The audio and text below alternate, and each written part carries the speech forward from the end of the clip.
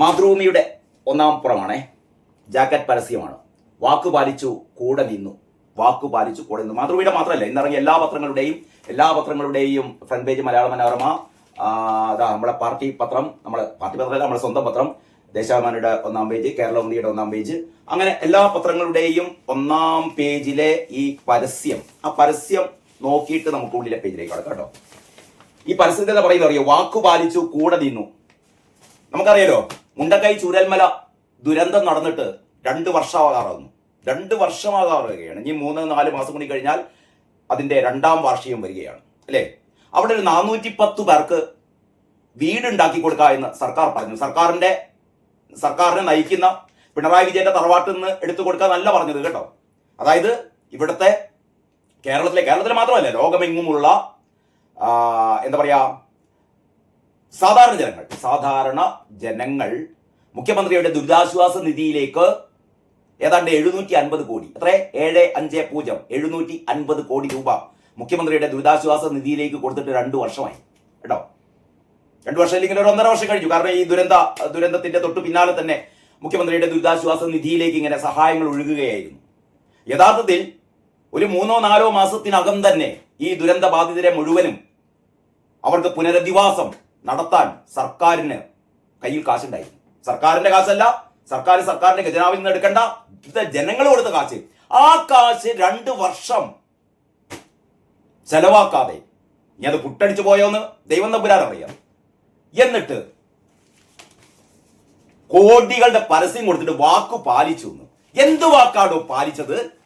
ഇതിന് വാക്ക് പാലിച്ചു എന്നാണ് പറയുന്നത്. നിങ്ങൾ വഞ്ചിച്ചു, ചതിച്ചു, അല്ലേ? ഇവിടത്തെ നിസ്സഹായരായ ജനങ്ങളെ, ദുരന്ത ബാധിതരെ പോലും നിങ്ങൾ ചതിച്ചില്ലേ? 1.5 വർഷം ഇവര് അഭയാർത്ഥികളെ പോലെ തെരുവിൽ, അല്ലേ? നിങ്ങളെന്ത് തുച്ഛമായ വാടക കൊടുത്തിട്ട് അത് തന്നെ സമയത്തിന് കൊടുക്കാതെ ഇവരെ നരകിപ്പിക്കുകയായിരുന്നില്ലേ? കയ്യിൽ പൈസ വെച്ചിട്ട് 750 കോടി രൂപ കയ്യിൽ വെച്ചിട്ട്, ഓരോ കോടി കൊടുത്താൽ 410 കോടി പോരായിരുന്നു വിജയ. ഇതൊന്നും ഞങ്ങൾക്ക് അല്ലെങ്കിൽ ഈ ജനങ്ങൾക്ക് മനസ്സിലാകുന്നില്ലാണോ തന്റെ വിചാരം? എന്നിട്ട് ഉളുപ്പുമാരില്ലാതെ പരസ്യം കൊണ്ട് വാക്കു പാലിച്ചു കൂടെ നിന്നു. നിങ്ങൾ മനസ്സിലാക്കണം, ഇന്നലെ മുസ്ലിം ലീഗ്, കേരളത്തിലെ മുസ്ലിം ലീഗ് എന്ന് പറയുന്ന പാർട്ടി 50 പേർക്ക് വീട് കൊടുത്തോ. 50 പേർക്ക് വീട് കൊടുത്തു. അവരുടെ സ്വന്തം മുസ്ലിം ലീഗുകാർ പിരിച്ച പൈസ കൊണ്ട് കേട്ടോ. 50 പേർക്ക് നിങ്ങളൊരുക്കിയ വീടിനേക്കാൾ മനോഹരമായ വീടുകൾ ഇനിയും ഇതാ അവരൊരു 50 വീട് കൂടി കൊടുക്കാൻ പോകുന്നു.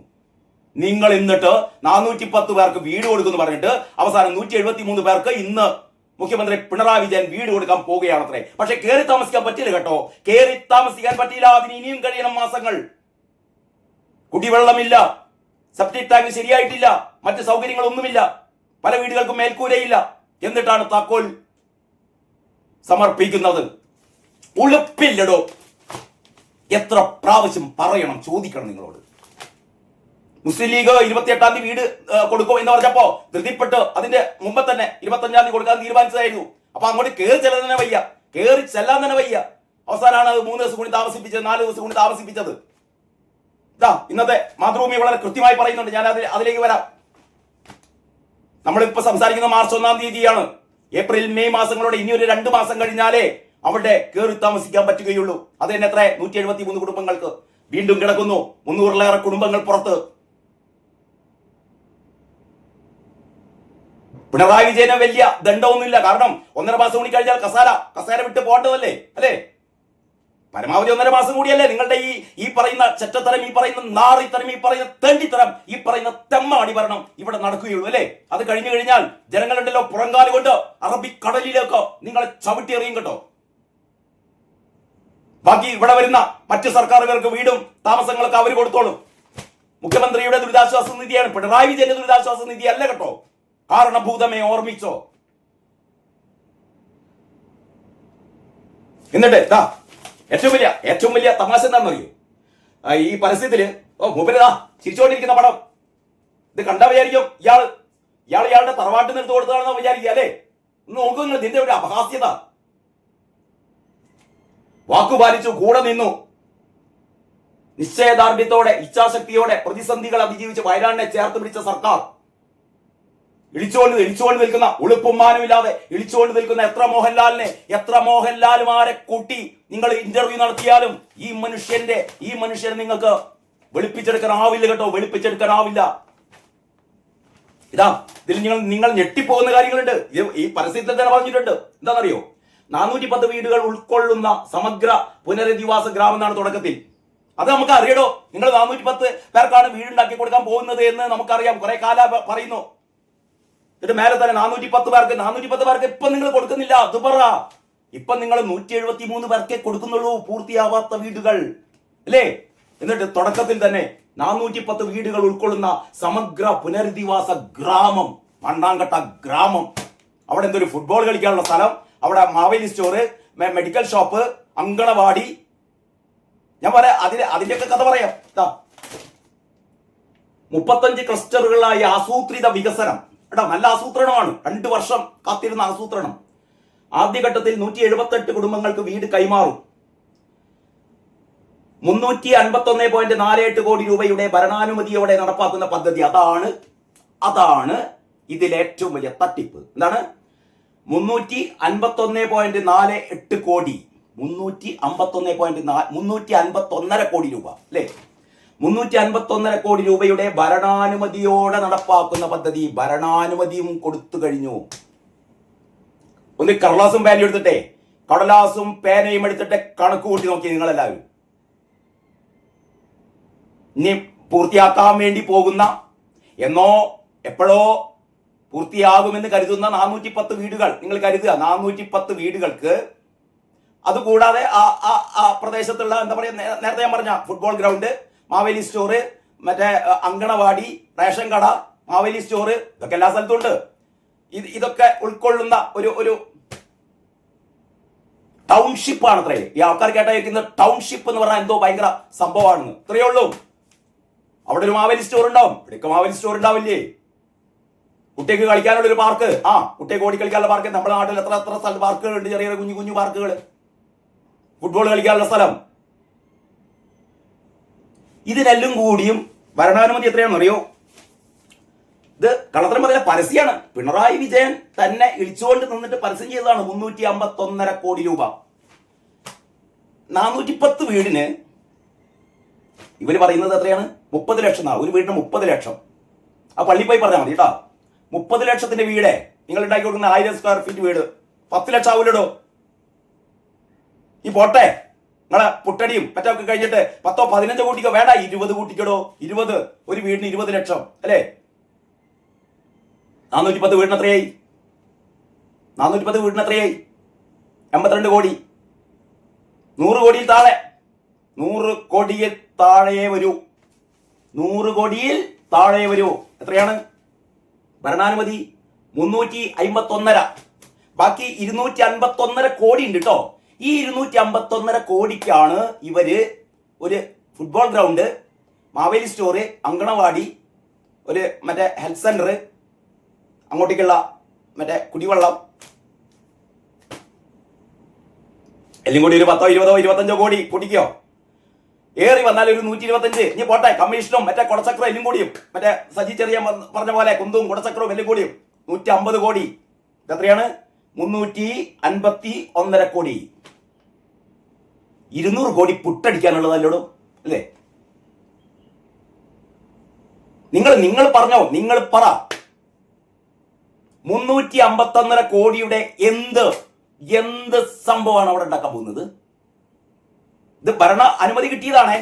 ഇനി ഇതൊക്കെ കഴിഞ്ഞിട്ട് 750 കോടിയുടെ ബില്ല് കൊടുക്കാലോ. ഇതൊക്കെ കഴിഞ്ഞിട്ട് ഭരണാനുമതി ഇത്ര, ഇതൊക്കെ കഴിഞ്ഞിട്ട് അവസാനം ഒരു ഫൈനൽ ബില്ല് കൊടുത്തു കഴിഞ്ഞാൽ വേറെ കോടി അതവിടെ കിടക്കട്ടെ. നിങ്ങൾക്ക് അയ്യപ്പ സംഗമമുണ്ടല്ലോ, ആഗോള അയ്യപ്പ സംഗമം 8.22 കോടി, അല്ലേ? ആഗോള അയ്യപ്പ സംഗമത്തിന് 8.22 കോടിയുടെ ബില്ല് കൊടുത്ത ആശാന്മാര് അവസാനം കെ ജയകുമാർ എന്ന് പറയുന്ന ഇപ്പോഴത്തെ പ്രസിഡന്റ് വരെ പറഞ്ഞു മഹാ തട്ടിപ്പാണ് നടന്നത്, ശുദ്ധ അസംബന്ധാണ്. 600 ആൾക്കാർ പങ്കെടുത്തതിന് 5000 ആൾക്കാർക്ക് സദ്യ. ഇതെന്താണോ എന്ന് ആരാ ചോദിക്കുന്നത്? ഇപ്പോഴത്തെ പ്രസിഡന്റാ. ആഗോള അയ്യപ്പ സംഗമം നടന്നിട്ട് 3-4 മാസമായി, 4 മാസം കഴിഞ്ഞു. ഇപ്പോഴും കണക്ക് തയ്യാറായിട്ടില്ല. ആഗോള ഒറ്റ ദിവസത്തെ പരിപാടി. ആ പരിപാടിയുടെ കണക്ക് ഇതുവരെ ഹൈക്കോടതി കണക്ക് കൊടുക്കാൻ പറയട്ടെ, ഇങ്ങനെ നീട്ടിക്കൊണ്ടുപോകാണ്. ഇനിയും പറയുന്നത് 2 ആഴ്ച കഴിയണം കണക്ക് തയ്യാറാക്കാന്ന്. കാരണം കള്ളക്കണക്ക് തയ്യാറാക്കണ്ടേ? കള്ളക്കണക്ക് തയ്യാറാക്കാൻ എളുപ്പം പറ്റും. നേരത്തെ കൊടുത്ത കള്ളക്കണക്കിനനുസരിച്ച് ഒപ്പിക്കണ്ടേ? അത് കുറച്ച് ബുദ്ധിമുട്ടാണ്. നേരത്തെ കൊടുത്ത ബില്ലിനനുസരിച്ച് കള്ളക്കണക്കുകൾ ബില്ലൊക്കെ വേണം. ഞാൻ പറയുന്നത് എന്താണെന്ന് വെച്ചാൽ, ആഗോള അയ്യപ്പ സംഗമത്തിന് 8.22 കോടി ഇൻവോയ്സ് കൊടുക്കുകയും അതില് ഒരു 10% പോലും ചെലവാക്കിയിട്ടില്ല എന്ന് ലോകമാകെ ബോധ്യപ്പെടുകയും ചെയ്ത ശുദ്ധ തട്ടിപ്പ് നടത്തിയ തെമ്മാടികളല്ലേ അല്ലേ? അവര് ഇതിലെത്ര തട്ടിപ്പ് നടത്തിയിട്ടുണ്ടാവും കൂടി നോക്കിയാ. ഇപ്പൊ ഞാൻ പറഞ്ഞപ്പോ 200 കോടി അല്ലേ? 200 കോടി കേസിലാക്കി. 200 കോടി, അതായത് വയനാട്ടിലെ ദുരന്ത ബാധിതർക്ക് വീട് വെച്ച് കൊടുക്കുക എന്ന് പറയുന്ന പദ്ധതിയിൽ എന്റെയും നിങ്ങളുടെയും ഈ നാട്ടിലെ എല്ലാ സാധാരണക്കാരുടെയും കയ്യിൽ നിന്ന് സംഭാവന വാങ്ങിയിട്ട് 200 കോടി പുട്ടടിച്ചു. അല്ലെങ്കിൽ പലരുടെയും പോക്കറ്റിലേക്ക് പോയി. അല്ലാന്ന് ആർക്കെങ്കിലും അഭിപ്രായം ഉണ്ടെങ്കിൽ കണക്ക് പറയടോ. ഈ വീഡിയോന്റെ താഴെ നിങ്ങളുടെ കണക്ക് പറ. നീ പോട്ടെ, വീടിന് 30 ലക്ഷം കൂട്ടിക്കോ. 30 ലക്ഷമാണെങ്കിലും ഒരു എത്രയാണ്? ഒരു 40 കോടി അല്ലേ? ഒരു 40 കോടിയും കൂടി കൂടും. ഇത്രയല്ലേ ഉള്ളൂ. എന്നാലും ബാക്കി അവിടെ 160 കോടി അവിടെ പോയി. എവിടെ പോയി? ആരുടെ പോക്കറ്റ് പോയി? പറയണം വിജയ. ഇതൊന്നും അനുഭവിക്കാതെ പോകില്ലടോ നീ. ഇതൊന്നും അനുഭവിക്കാതെ പോകില്ല. സാധാരണക്കാരുടെ കണ്ണീര് വിറ്റ പൈസ കൊണ്ട് നീയൊന്നും നന്നായില്ല വിജയ. നീയും നന്നായില്ല, നിന്റെ കുടുംബവും നന്നായില്ല. ഒക്കെ മുടിഞ്ഞു പോകുകയുള്ളൂ. ഇത് ഞാൻ പറയുന്നതല്ല കേട്ടോ. ഇവിടത്തെ സാധാരണക്കാർ ഓരോ ദിവസവും രാവിലെ നിന്നെ പ്രാഗി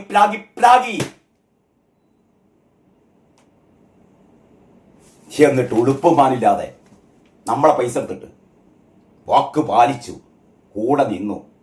കൂടെ നിന്നിട്ടാണ് ഇതിൻ്റെ ഉള്ളില് ആ കാര്യം പറയുന്നത് കേട്ടോ.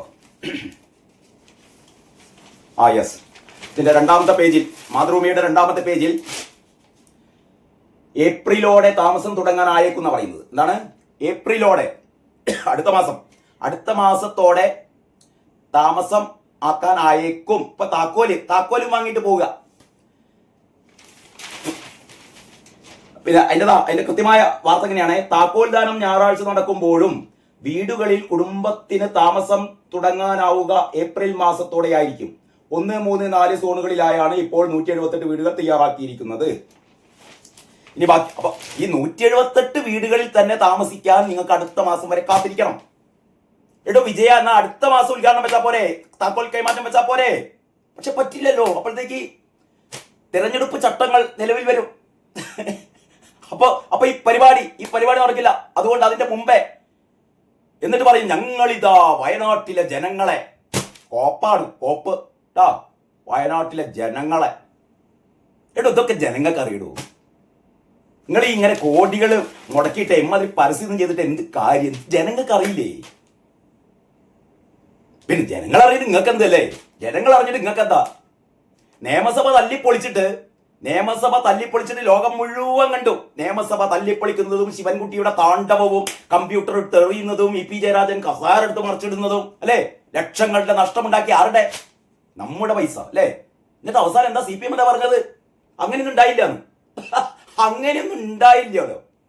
കോടതി പറഞ്ഞതാണ്. ഇനി അതിന് വേണ്ടിയിട്ട് കേസ് നടത്തിയിട്ട് കോടികളാണ് മുക്കിയത്. ഇപ്പോഴും കേസ് കണ്ടുകൊണ്ട് നിയമസഭയിൽ ഒന്നും ഉണ്ടായില്ല പറയുന്നത്. അതൊക്കെ നിങ്ങൾക്ക് തോന്നിയതാണ്. സർവമായ അല്ലേ? ഡെലൂലു ആണ്. അതിന്ന് പ്രചോദനം ഉൾക്കൊണ്ടിട്ടായിരിക്കും ചിലപ്പോൾ അഖിൽ സത്യൻ സർവമായ സിനിമ ഉണ്ടാക്കിയത്. എല്ലാം ഒരു മായ.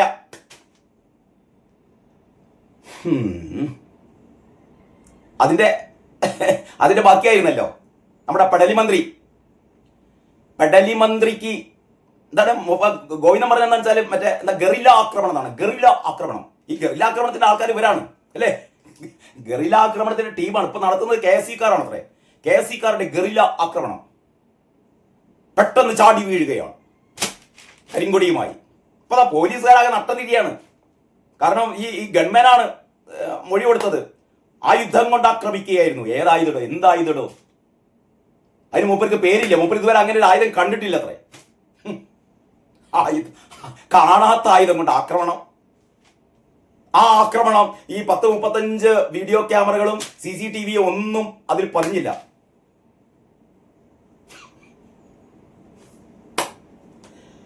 മുപ്പത്തിയേറിട്ട് കാണുന്നില്ല. പൊളിച്ചാകുമ്പോഴത്തേക്ക് പൊടിയും തട്ടിപ്പോയി. അവസാനം നാടകത്തിന് സ്ക്രിപ്റ്റ് എഴുതി കൊടുത്തവരും കുടുങ്ങി. ഷംസീറിന് സീറ്റില്ല. ഷംസീറായിരുന്നു ഇതിന്റെ തിരക്കഥാകൃത്ത് സംവിധാനം. പൊട്ടിപ്പോയി. അങ്ങനെയൊക്കെയാണ് ഇന്നത്തെ മാർച്ച് 1 ഏറ്റവും പ്രധാനപ്പെട്ട വർത്തമാനം. ഇനി ഒരുപാട് കാര്യങ്ങൾ പറയാനുണ്ട്. ബാക്കി കാര്യങ്ങൾ നമുക്ക് അടുത്ത വീഡിയോയിൽ പറയാം. അതുവരെ എല്ലാവർക്കും നന്ദി, നമസ്കാരം.